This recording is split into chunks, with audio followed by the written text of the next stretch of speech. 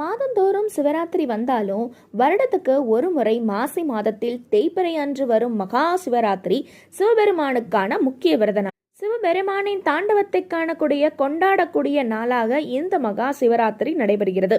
இந்த திருநாள் 26ஆம் தேதி அமைகிறது. இந்த மகா சிவராத்திரினா என்ன அப்படின்னா, நிலவக்கூடிய சுற்றளவில் ஒவ்வொரு மாதமும் 14வது நாள் அமாவாசைக்கு முந்தைய நாள் சிவராத்திரி.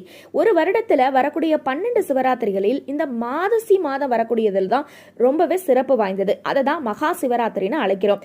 இந்த இரவு ஆன்மீக சாத்தியங்கள், அதாவது ரொம்பவே பாசிட்டிவான எனர்ஜி நிறைஞ்சக்கூடிய இரவுனா இந்த மகா சிவராத்திரி அன்னைக்கு தான். இந்த மகா சிவராத்திரி அன்னைக்கு விரதம் இருக்கவங்க ஒரு நாள் ஒரு பொழுது மட்டும் உணவிருந்தி சிவபெருமானை மனதார நினைச்சு காலையிலும் மாலையிலும் குளிச்சு இரவு முழுவதும் கண் விழித்து 4 சாமங்களிலும் பூஜை செய்து சிவபெருமானை வணங்கினால் கண்டிப்பா நினைச்சது அனைத்தும் நிறைவேறும்.